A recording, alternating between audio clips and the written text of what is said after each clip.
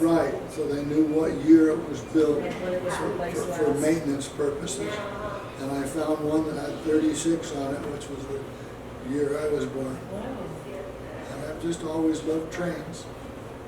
So, in fact, one time there was one school class asked me to come and give them a presentation about trains, and so I gathered up some videos. I even wrote to the Model Railroad magazine, and they sent me a whole bunch of stuff, including line drawings that children could color with crayons and stuff like that. So I passed them all out and told them some interesting, funny stories. One story that even you guys may not be aware of. When they were building the railroad across the United States, there were two companies. There was the Central Pacific and the Southern Pacific. So the Central Pacific was coming from St. Joseph, Missouri, west, and the other company, I think. Union Pacific. Sorry? It's Union Pacific. Union Pacific, yes, sorry. And they were building from California east.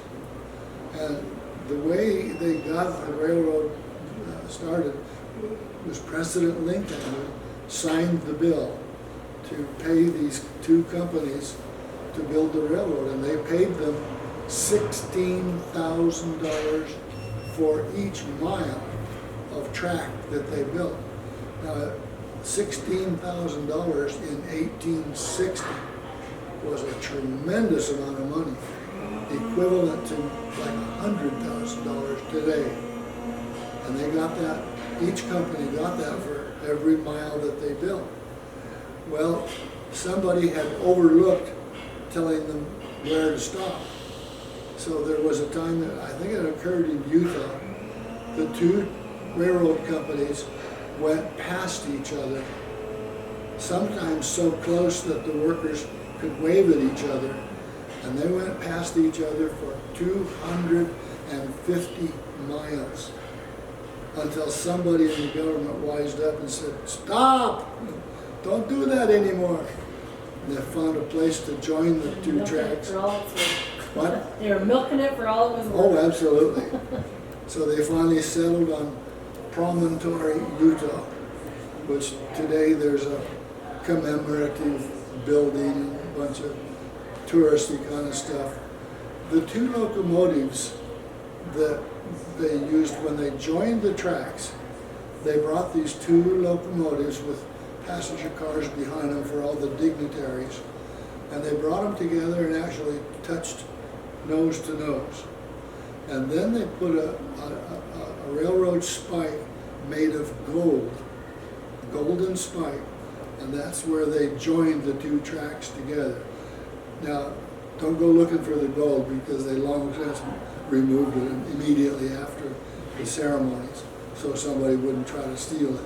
There's one in a safe at Union Station in Ogden, but I'm pretty sure it's a replica too. Yeah, the real one, I have no idea where it is, but it was preserved. It's not nearly well enough. And anyway, the two locomotives have long since, deteriorated and disappeared. But when they built this touristy thing in Promontory, Utah, they had couple of companies rebuild from the original plans replicas of those two steam locomotives. One called Jupiter, and I can't recall what the other one was named. But they run them back and forth at this place at Promontory. I was the one time I got to visit it, I had my video camera, the kind that sits on your shoulder, like this. And the locomotive was coming down the track towards me at about 5 miles an hour. Plenty of time to get out of its way. But I was standing right in the middle of the track, videoing this locomotive coming at me, and the park ranger was just having a fit. "Get off the track! Get off the track!" Like he thought I was so stupid I was going to stand there and let it run over me. But I moved out of the way just in time. Didn't you get to ride on the Tehachapi Loop once? Yes. About 30 years ago, there was a big locomotive, a steam locomotive, in a park down in Southern California. I've forgotten. Griffith. Huh? I think it's Griffith. Where? Griffith Park in Los No, Angeles? no. It was not Griffith. But anyway, when they retired the steam locomotives, instead of going to the scrapyard, many of them were put in a park on just a short stretch of railroad track, so the kids could play on it and try to destroy it. Well, this one particular locomotive, somebody wised up and raised some funds to drag this thing out of the park, put it in a big warehouse that somebody donated, and they began to completely refurbish this locomotive. Steam locomotives were designated by their wheel arrangement. There were anywhere from 2 to 6 wheels in the front that actually steered the locomotive around curves. Then there was the drive wheels, and then there was The phone number wheels you are under. now are looking for is no longer in service. Then there were some wheels under the cab, which supported not only the cab but the firebox, which was very heavy. So, for example, this one locomotive that I'm talking about was a 4A4. It had 4 pilot wheels, 8 driving wheels, and 4 trailing wheels under the cab and the firebox. Well, they completely refurbished this engine. I bought a video of the reconstruction of it, and one guy called it a 450-ton portable volcano. That's how powerful the fire in the firebox was. So anyway, I ordered tickets with Margaret and Margaret's brother and his wife. And so we went down on the appointed time. They had some 13 old-time, various age of passenger cars, all different colors, and so when they told us we could get on, we got on this one car and found a spot where there was a couple of couches and a great big window right there where we were sitting, so that we could look out the window through the whole trip. But Scott and I, Margaret's brother, instead of sitting there looking out the window, we went up in the vestibule between the 2 cars and hung our heads out in the freezing cold air so we could get pictures of the train. We drove that train from I can't remember where it started, but it was a couple hundred miles, and we went through the Tehachapi Loop. That's a feature of the railroad in Southern California, where because of the mountains and the terrain, there's a difference in elevation of something like 75 feet vertically. Well, that's a huge difference for a train.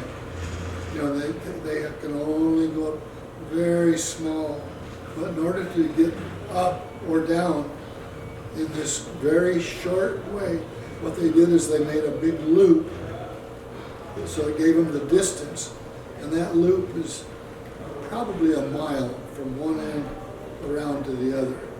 But you can see the whole thing from one area. There's an observation place where people can park their cars and look. And today, if you go there and see that, there'll be a string of like oil cars full of oil, railroad cars full of oil, or box cars. And as the engine goes around this way, the engine will come back, and the train is still going back. It'll go over the train itself, and the train's still going under here. Very interesting place to see. What else? I'd like for your military service to be on record. Can you Yeah. Oh, talk about that for a bit? yeah. I served in the Naval Air Force Reserve. joined when I was about 18. And I stayed in there until it was time for me to go on my mission. And then I wasn't discharged, I was just put on inactive so I could go on my mission. And then later I was discharged after I got back. And we would spend 1 weekend a month and 2 weeks a year during the summer on training. Well, one summer, our training was scheduled to go to Whidbey Island, which is north of Seattle.